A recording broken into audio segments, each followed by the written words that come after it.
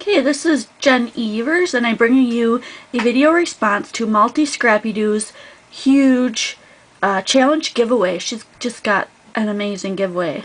And I have to say from the get-go that you must be in the continental US to enter. And before I get into the requirements, the deadline is March 27th, and that would be midnight Eastern Standard Time, whatever Eastern Time is for her. And then she'll be doing the drawing on noon, March 30th. Several days in between, so she has time to collect it all, because once you see like the requirements, there's going to be a lot of counting that she's going to have to do.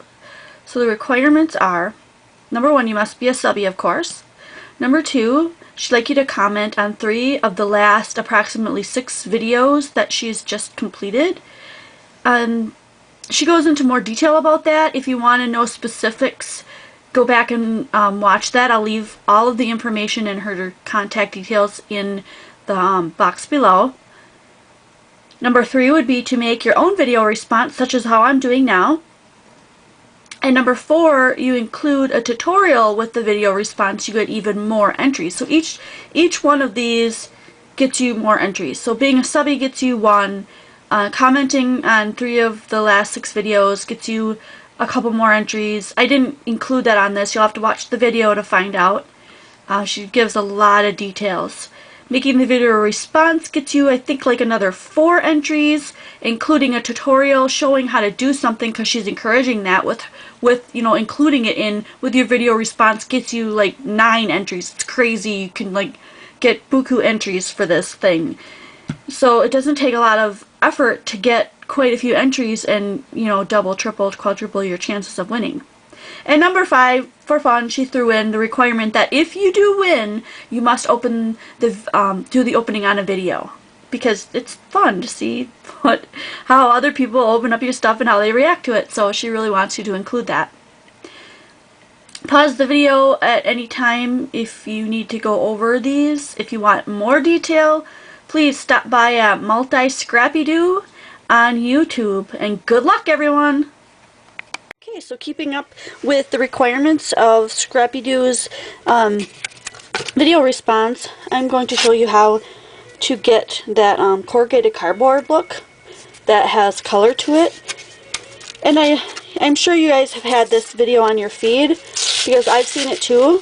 This is just that regular cardboard that comes, like when you buy I don't know, like stamping sets and stuff, you just get this cardboard. Well, I never realized, call me blonde, but I didn't realize that if you just tore back the first layer, that's where the corrugated cardboard is, that everyone is always putting on their cards that I thought was so cool, and I thought, wow, where do they buy that? Well, you don't have to buy it. It's on all kinds of stuff. And even if you don't, even if you aren't able to tear it all off, leaving some of the background on it just gives it a whole new distressed look. So I'm going to leave this side the way it is. I'm not going to worry about it. I'm going to throw away the rest of this. I won't need it. And I'm going to show you how to do a Mod Podge glaze and I want it to be blue. So let's get started. Okay, first thing I'm going to do is take the Mod Podge. If I can get it open. I'm just going to dump some of it with kind of the help of my brush. I don't know how much I'm going to need, so I'm just going to do a wad. And then, because I'm on my Ranger craft mat, I'm just going to drip this, a couple drips, I don't know, 4 or 5 drips, depending on how, I think I got 6. Depending on how dark you want the color, and then just mix it up. I don't know if this will stain my craft mat or not. I don't think it should. And then just, you know, rub it around.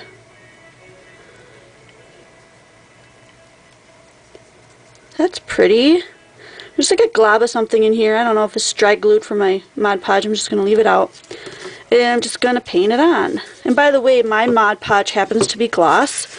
So my wash, or my glaze as it is, you know, whatever you want to call it, is going to be a glossy effect when it dries. Which I think is kind of cool. One other thing I just thought of, because I'm starting to get into multimedia, is that you could, before this dries, You could add glitter to this, and that would look really cool too.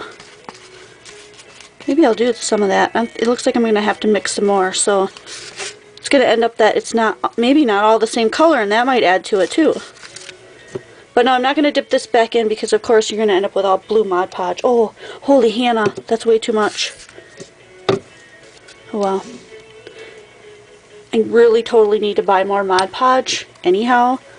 So I'm just going to go with it. I'm just going to add a bunch of blue. And then I think what I'll do, since I'm pretty sure I have handy, yeah, one of those trays, I can save the extra Mod Podge and I'll do some glitter glue out of it in one of these. So when I'm done, you know, mixing all this up, then I'll just save the rest that I didn't use. I'll scoop it up and put it into there. I'm going to move one of my name tags though. I don't want it to get dirty. It's this beautiful one that I got from Brittany and I don't want it wrecked. So I'll just save this and I'll make some blue glitter glue and that'll be really cool too. Because when I want to use it, it'll already be ready to go. This is a little, maybe a tad bit lighter than the other one was. Crafting, you know, you gotta be afraid, not be afraid to make mistakes, do things over. Yeah, I'm just gonna run them together. Do a little bit on the other side. Make it kind of match. It's got some dark blue in the background. That's cool. That's a neat look. A little bit more here. Oh, I don't want to get... Yeah, I did. Got it all over anyway. I'm using one of my old brushes that I'm not really concerned about going either. You know, if you go the wrong way, that it's going to get all mucked up. I don't really care. And I'm trying not to get it all over my hands, but I don't think that's going to be totally possible. A little bit more for the last corner. There we go. Cool. I'm going to set that aside to dry. And while I'm still here with all my dirty hands, I keep a baby wipe container right on the shelf above me too when I'm working, so I can just grab one if I need it. Then I'm going to do is I'm just going to scoop this up and I'm going to start filling these little pockets. I'm just going to save this, because I can save this for several days, up to maybe a couple weeks, depending on how well I plastic wrap it after I put all the Mod Podge in here. But most likely I'll just use it today and make something else, you know, glitter glue. This, by the way, if you add glitter glue to, if you've watched the other video that I watched recently, you add glitter to it, and then if you paint it on something, it's like glitter glue where the glitter will not come back off. Super slick. So if you ever looked for that, where you wanted to glitter up a project big time, and you didn't want the glitter, I don't want that big glob, you don't want the glitter, you know, all globbing up onto it, just do it this way. That was quite a bit. I think I might be able to get one more out of that. It's really fun to just get out your materials and play around and just make neat stuff with no plan. Some people are afraid of that. I'm not. It's good enough for me. I'm just going to wipe the rest of it up. I got quite a bit. I'll make a lot of glitter glue with that.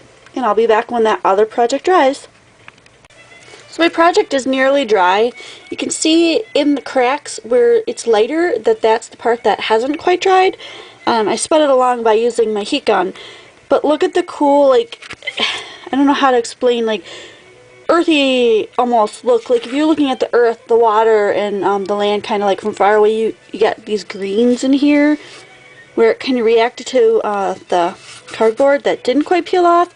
And then the blue actually became darker as it dried, and then it's got some lighter areas. It really turned out cool. So now I've got a really neat piece that I can either add to some mixed media, or, you know, add another layer and create this as its own piece of mixed media, or just put it on a card. So I made that with a glaze using the ink and the Mod Podge, and just mixing it on my matte, you know, Ranger matte pack, whatever matte thing, and then, you know, painting it on and drying it, and that's as simple as that.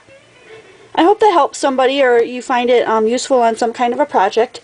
And loves ya. See you later.